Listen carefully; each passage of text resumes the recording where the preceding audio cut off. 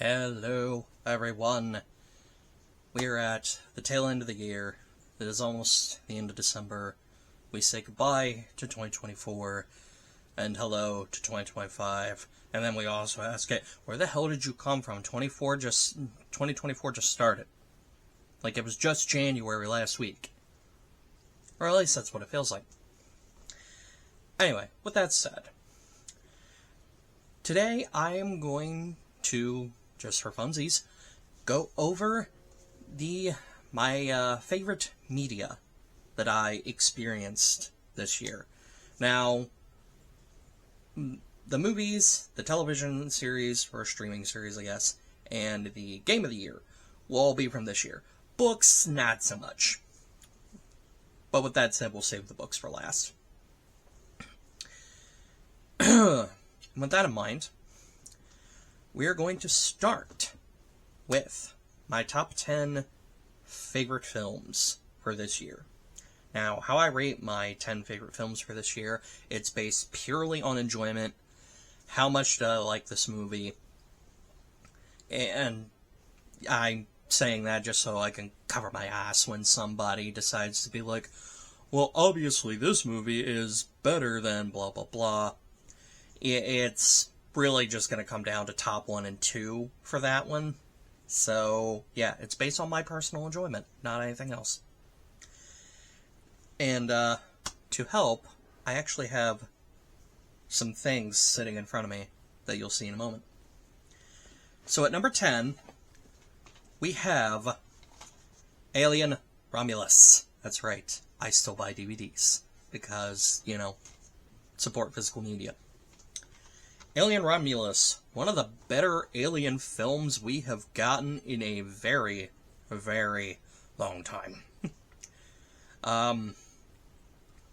Honestly, my personal opinion, the quality of the film starts declining with Alien 3. And then Resurrection, oh boy. Alien vs. Predator, at least the first one, is fun just for the just for the value of having Alien and Predator fight. Second, Alien vs. Predator is bad. It's awful. It's also very dark, and I mean that literally. I mean, like you can't see anything dark. Sorry about that. Prometheus and Covenant really are kind of their own things. Romulus was actually kind of creepy. It unsettled me a lot, of course, because it's made by Fede Alvarez? Buddy, I can't pronounce your first name. White boy from Ohio. Guy who worked on Don't Breathe, 2013's Evil Dead. Guy tends to have just some weird and effed things. And if you have seen this film, you probably know the thing I'm talking about. The thing at the end. Anyway. Moving right along. So, in case anybody didn't figure out, I really like Alien Romulus. Moving right along. At number 9, we have Beetlejuice. A sequel 20-odd years in the making. I thought the film was fine. I don't think it's as good as the first one. It was nice getting to see Michael Keaton back as Beetlejuice. He's still got it, even after all this time. I thought Winona Ryder back as Lydia. I could easily imagine her being I can easily see that being the adult version of the child from the film 20 years ago. Having the stepmom back was an interesting choice. Not having the ghost from the first film was also interesting. I read there was a reason why. I never got into it. Probably just the idea that the reason that I figured in my head, this probably isn't the actual reason, I don't know, was they would have to de-age the actors, and they probably didn't want to spend that money to do that, which, fine by me. Having Lydia's dead actor dad, like the actor's dead, having him come back and be dead in the film. That was a jump the shark moment, which is fitting because there was a shark in the film that killed him. Willem Dafoe, unironically, one of the highlights of the film. He's playing he is... How did I word this originally? He's going over the top on playing the ghost of a dead actor who is over the top on his acting. And I love it. It's one of like 2 Willem Dafoe films this year that I really enjoyed. I'll get to the other one in a minute. My only downside with Beetlejuice, I don't know why they included Beetlejuice's wife. She doesn't really do anything for the plot. Like, she's just kind of there. Like, you could cut her and it'd be fine. But that's just me. Like I said, these are in my top 10, so I like all these movies. At number 7, we have... I don't have the physical copy with me, that is downstairs, and I don't want to go get it, so, screen from my phone. We have Abigail, the first... Focus, please. Whatever. The first of 2 vampire films on this list, and that should probably tell you what another one on my list is going to be. I love this movie. It is just a fun, bloody romp. It's a shut off your brain and just have fun watching a little ballerina vampire kill some people. And I love it for that.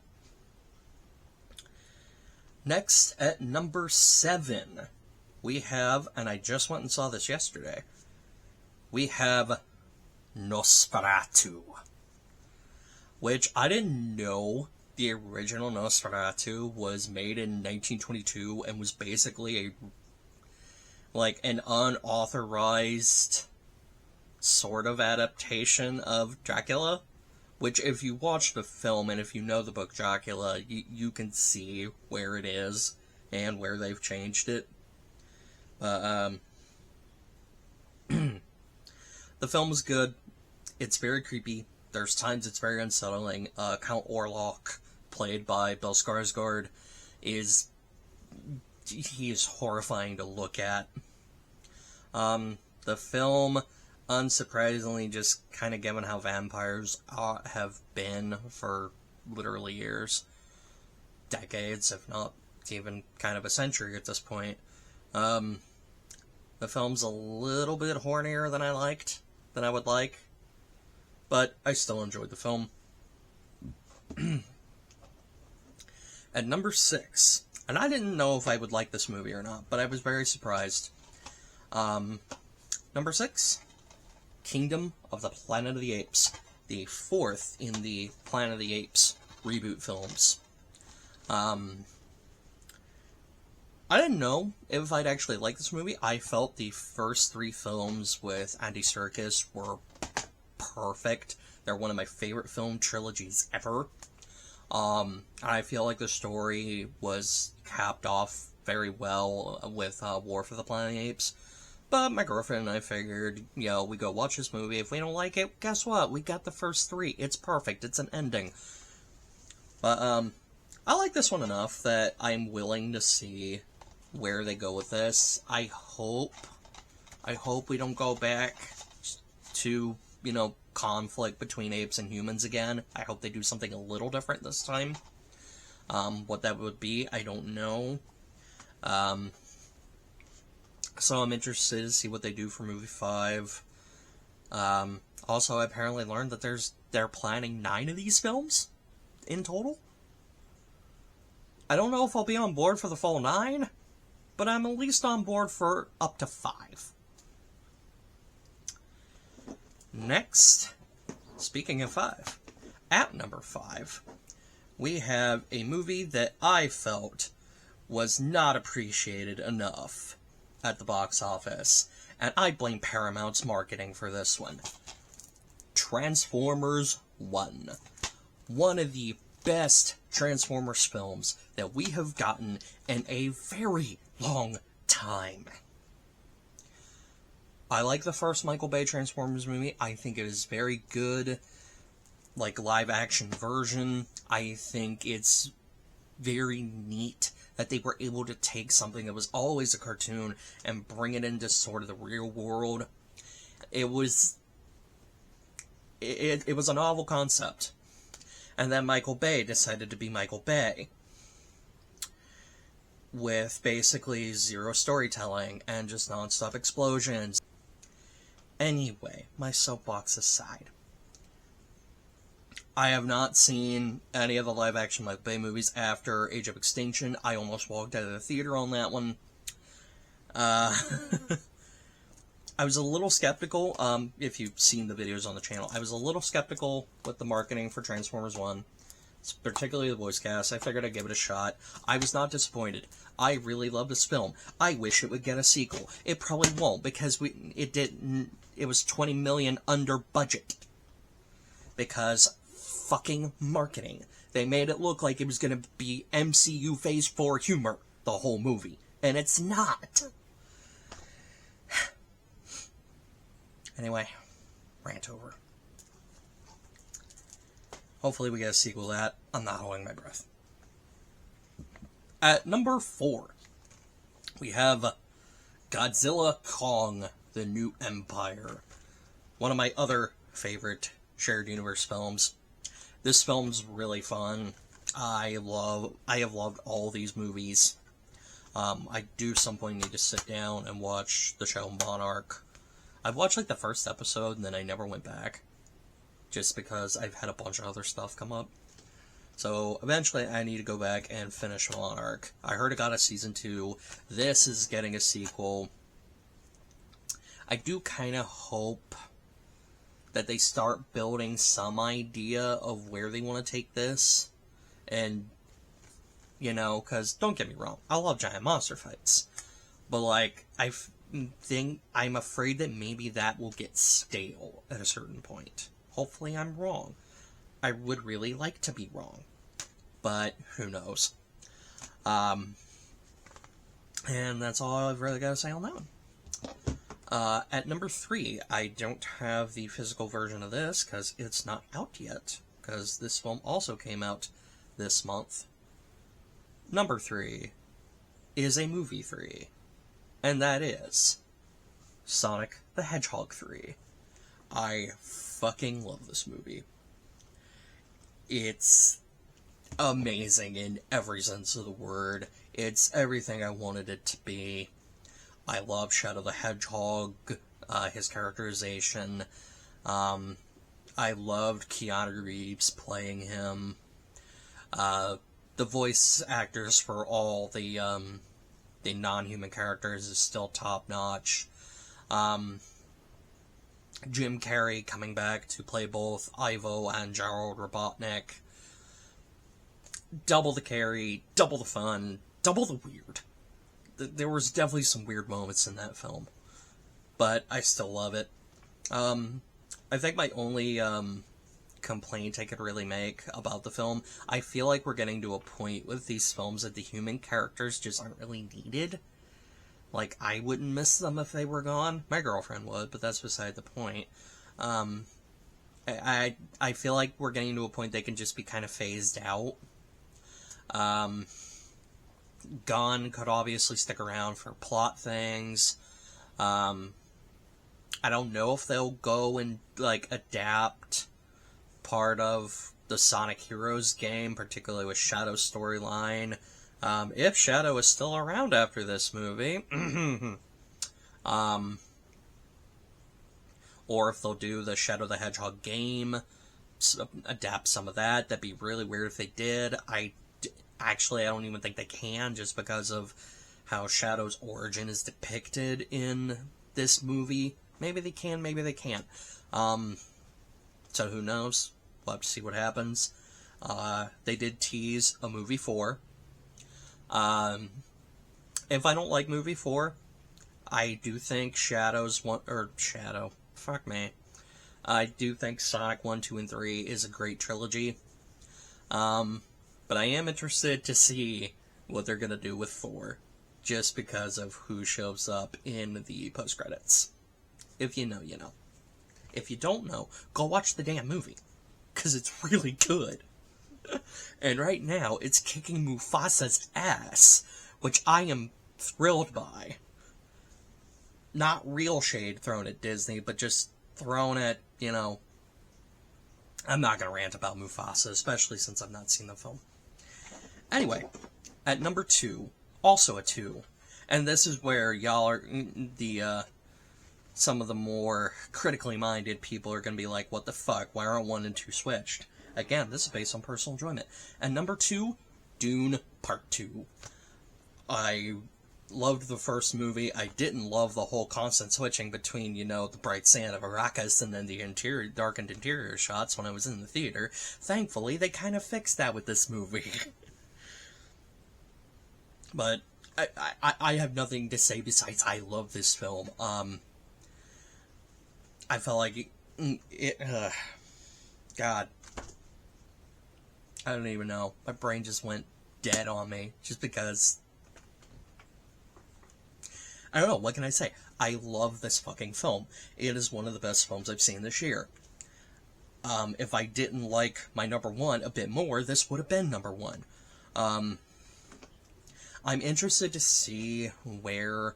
Because while I haven't actually read any of the Dune books, I'm going to, I hope to.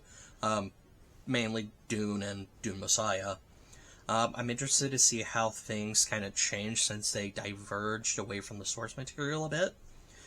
Particularly with Zendaya's character. I'm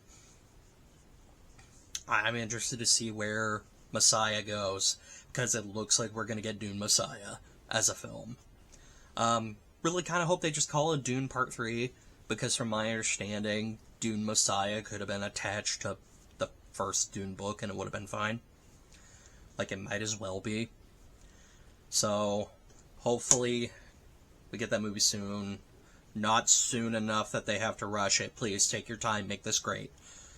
Like, you could have a great trilogy on your hands. I never did get around to watching Dune Prophecy yet, so that won't go on my series for this year. Maybe I should start watching that while I'm editing these. Anyway. Number 1 is, and if you knew this movie was coming out, you know what it is. My number 1 favorite film of the year, Deadpool and Wolverine. This was everything I wanted it to be, and more.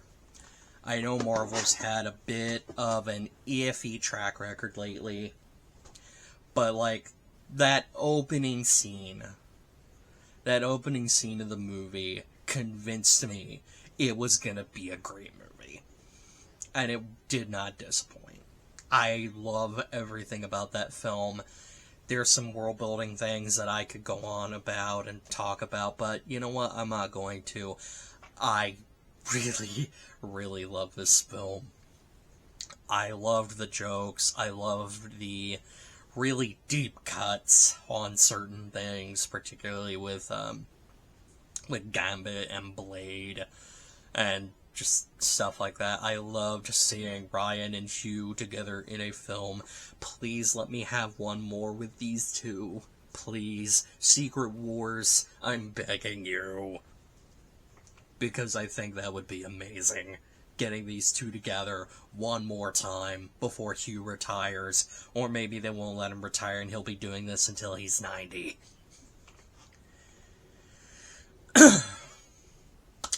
Anyways, that is my top 10 for movies for 2024. Now, we are going to move on, and I'm going to need my phone more for this. We are going to move on to my favorite series, so streaming shows from this year. But first, I need a quick drink.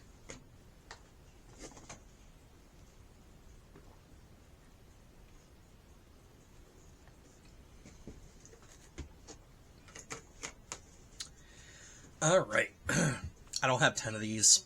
I only watched 7 shows this year. Well, that's a lie. There's 2 that could have gone on here, but I don't want to, because I didn't like them. One of them I talked about on this channel. Well, one of them could have been better, but since its cancellation, I've learned some other things about it that I'm just like, yep, and no. I'm glad there's not going to be more of this. And the other one was Knuckles. First 3 episodes, they're okay. The back half, why? Just why? But anyway, so, my top 10, fuck me, my top 7 streaming series for this year. At number 7, we have Star Wars The Bad Batch Season 3. I really like The Bad Batch show. The first season, much like a lot of these animated shows, they really didn't have their footing yet. The second season blew me out of the water. I really loved Season 2. Season 3, there for a bit I was struggling with Season 3. Because at some point I'm like, can this move along? Can we finish this up, please? And it was not so much that it was a bad show, it was just, we were ducking and dodging around questions and that we really needed answers to, or that I felt like we should have answers to by now, and we didn't.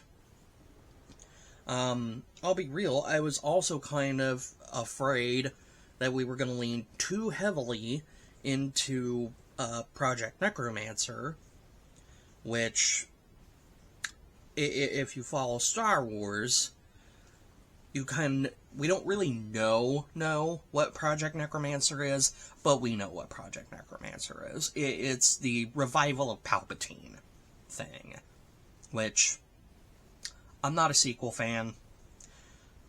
If you are, I'm glad. I'm not. I don't really want to talk about the sequels. I don't really want to think about the sequels.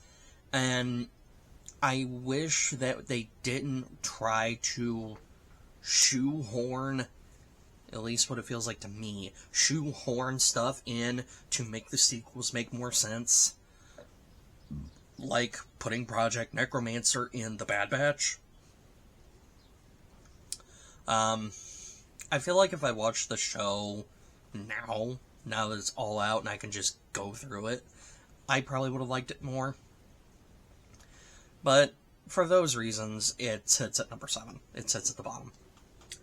At number 6, we have Marvel's Echo, which, man, I really don't remember the beginning of 2024 that well. I thought this was like last year. No, it wasn't. The show is fine for what it is. I do like the actress who plays Echo. I'm not going to try and pronounce her name, just because I don't think I can. The show was alright. It wasn't anything like super fantastic. I didn't really have any complaints other than I don't really understand Echo's ability that well. She's just kind of the Animus from Assassin's Creed. And then, of course, you know, her confrontation with Kingpin could have used a little more work, in my opinion. But I digress. It's fine. It's not Secret Invasion, thank God. But it's also not, you know, WandaVision or the other Marvel show that is on this list. But we'll get to that in a minute. That was number 6. At number 5, Star Wars Tales of the Empire. I loved Tales of the Jedi. I do think it is the better show. But I was interested to see what Tales of the Empire brought us, with Barriss Offee, finding out what happened to her finally, and getting some more on Morgan Elsbeth, the witch from or the magistrate slash witch from Mandalorian and Ahsoka. Getting some more on her was fun. I do think this one wasn't as good as the rest, or as Tales of the Jedi, but it was still fine, in my opinion. Again, I'm kind of basic when it comes to Star Wars. I'm happy with Star Wars stuff, at least the stuff that I like.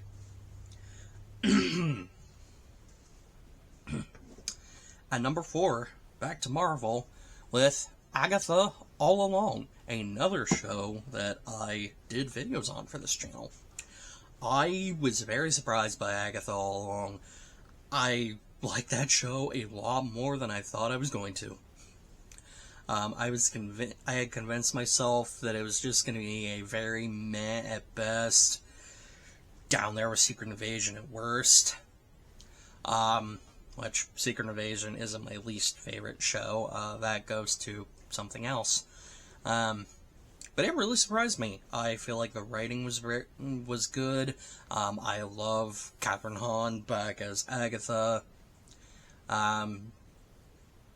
Just, there were enough surprises and intrigue in the show and fun that I was hooked from week to week. And I still find myself occasionally humming Ballad of the Witch's Road. Another Marvel, but not MCU Marvel. At number 3, we have X-Men 97, the first season. Now, full disclosure, I never watched, like, the original X-Men as a kid. I'm going to remedy that. But I never watched it as a kid, and so I wasn't really that lost on X-Men 97. I was very surprised to see that they took what was essentially a season 6 for a kid show and went very mature with some very emotional moments as well. Genosha. I'm just gonna leave it there. Genosha. I'm really hoping that Season 2, whenever we get it, is going to be really good, but I hear it's having some difficulties right now, and the possibility that some of the setups that we were given are not going to be followed on. Please don't kill this, Disney. Please. This was really good. At number 2, we have a show that, up until recently, would have been my number 1, just because it lived in my head for so long. I am still playing the music from this on a regular basis, and that is Hazbin Hotel. Speaking of mature, I loved the YouTube video, the pilot episode on YouTube when it first came out. Was really excited for when this show dropped. I love it. I have no notes. This show is very good. I can't wait for Season 2.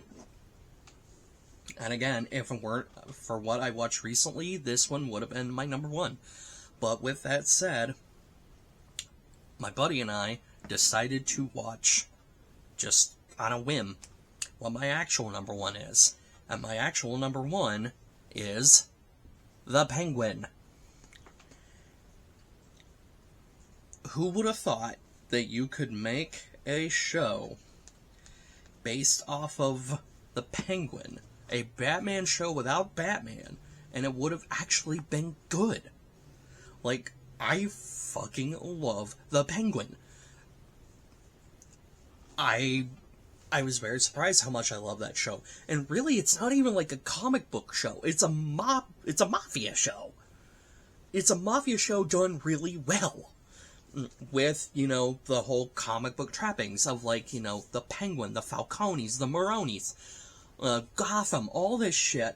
But honestly, there were times that I didn't, like, you could tell me that this wasn't, you know, related to Batman, and I'd believe you. So maybe on that front, it's kind of a failure, but as a show itself, it's really fucking good. I did have a couple of complaints And one of them is that Oz had some bullshit luck. Like, spoiler for late show Penguin. Like, he gets into a fist fight with Salvatore Maroni. He's getting his ass handed to him. Like, Penguin's gonna fucking die. There's no way he's surviving this. And then Sal has a fucking heart attack in the middle of the fight and dies. Dude has some bullshit luck. Like, to the point where it's like, okay, the writers didn't know what to do here, so... yeah.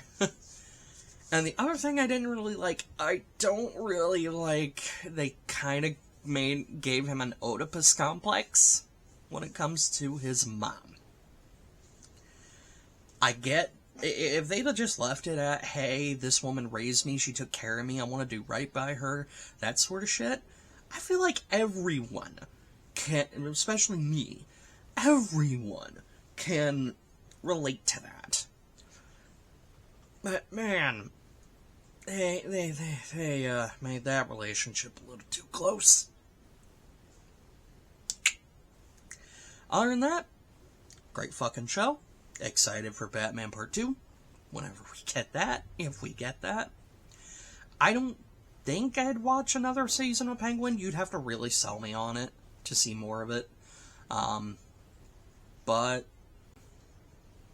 overall, I really enjoyed my time with it. And shout out again to the makeup department and Colin Farrell. Because I look at Oz and I don't see Colin Farrell. You could 100% convince me that it's somebody else and I would believe you. So, shout out to both of them. Alright, I'm going to grab another drink real quick and then we are going to talk about my Game of the Year asterisk.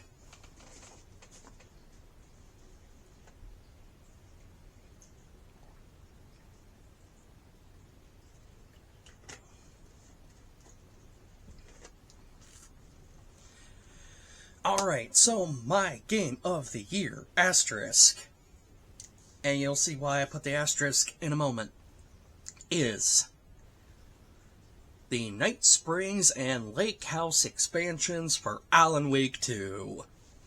That's right, I'm pulling a video game awards. The reason that it has the asterisk and the reason I picked these is because the only actual game that came out this year that I played was Dragon Age the Veilguard. Excuse me. And I just know from the other games that came out this year that I want to get around to, excuse me, but haven't yet. That Veilguard would not have been my number one. We're talking games like Astro Bot, Silent Hill 2 Remake, Black Myth Wukong. Games like that. One of them would have unseated Veilguard. But the good thing is, when I pick my Game of the Year, I make the list flexible in that because, you know, I don't have the time or money to get around to every single game that I want to play that comes out in 1 year. So I allow myself to change the list as I play games. So, yeah. My Game of the Year is DLC expansions until I actually get around to my Game of the Year. And whenever I do get around to that, I will post what it is in the comments. And then finally, we have my favorite reads for the year.